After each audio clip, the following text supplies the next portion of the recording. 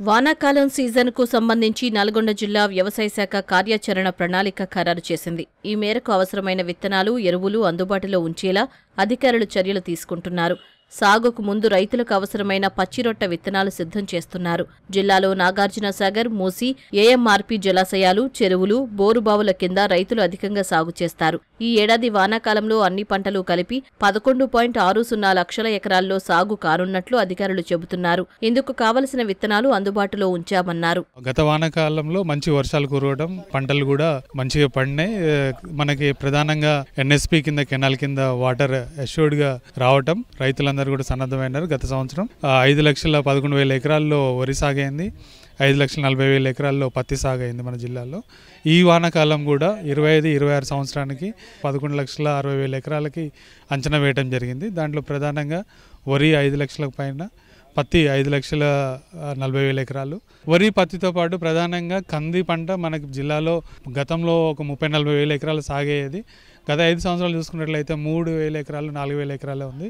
దాన్ని ఒక ఏఈఓ వారిగా టార్గెట్ పెట్టుకుంటూ ఒక 15,000 ఎకరాలు సాగులోకి తీసుకురావాలనేది ఈ సంవత్సరం టార్గెట్ పెట్టుకోవడం జరిగింది. ప్రధానంగా పత్తి ముందు వర్షాలకే కొంత దుబ్బులో కూడా పెట్టడం జరుగుతుంది. 13 లక్షల పత్తి విత్తన ప్యాకెట్లు మన జిల్లాలో అవసరమని అంచనా వేయడం జరిగింది.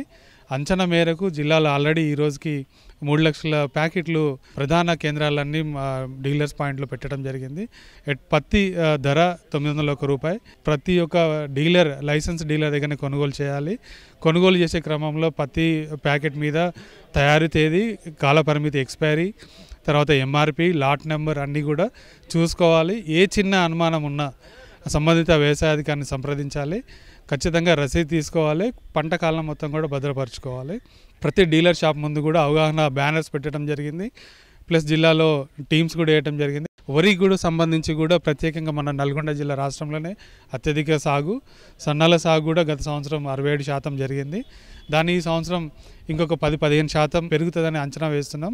సో అన్ని దృష్టిలో పెట్టుకొని రైతులకి సన్న వరి విత్తనాలు కూడా అందుబాటులో పెట్టడం జరుగుతుంది. ముఖ్యంగా కొన్ని రకాలు మొన్న యాసంగిలో కానీ, వానాకాలంలో కానీ కొన్ని కంపెనీల వల్ల రైతులు కొన్ని ఇబ్బందులు పడ్డాయి. వాటి పట్ల మేము కూడా కంపెనీలను హెచ్చరిస్తూ నాణ్యమైన విత్తనాలు ముందే టెస్ట్ చేసి అందుబాటులో పెట్టే విధంగా అంచనా వేయడం జరుగుతుంది. జిల్లాలో రైతులకు అవసరమైన వరి విత్తనాలను సరఫరా చేసేందుకు రాష్ట్ర విత్తనాభివృద్ధి సంస్థ ఏర్పాట్లు ముమ్మరం చేసింది. మార్కెట్ డిమాండ్కు అనుగుణంగా రకాలను అభివృద్ధి చేసి రైతులకు అందిస్తున్నట్లు అధికారులు తెలియజేశారు. మా దగ్గర వరి విత్తనాలు మెయిన్గా ప్యాడీ బీపీటీ 5204 సాంబ మసూరి ఉన్నదండి. దాంతోపాటు కేఎన్ఎం 1638 కొత్త రకము, మంచి దిగుబడి వస్తుంది. జేజీఎల్ 27356 అని చాలా సన్న రకం వెరైటీ. జే శ్రీరామ్కి పోటీగా మన వ్యవసాయ విశ్వవిద్యాలయం రిలీజ్ చేసిన వెరైటీస్ మాత్రమే మనం ఇక్కడ ఉత్పత్తి చేసి రైతులతో ఉత్పత్తి చేసి ఇక్కడే మిర్యాలవాడలో ప్రాసెసింగ్ చేసి అందించడం జరుగుతుంది. మేము ఇక్కడ ఏంటంటే ఈసారి 3,000 క్వింటాలకి సరిపడే విత్తనాలు రెడీ చేసాము. నెక్స్ట్ టైం నుంచి ఇంకా అంటే రాష్ట్ర వ్యాప్తంగా దాదాపు 1,20,000 క్వింటాలు రెడీగా ఉన్నాయి. సీడ్ అనేది, ప్యాడీ సీడ్ అనేది మనకి ఇక్కడ తక్కువ పడిన ఇలా వేరే ప్రాంతాల నుంచి కూడా మనం ఇక్కడ తీసుకురావడం జరుగుతుంది. రైతులకి సరఫరా చేయగలుగుతుంది.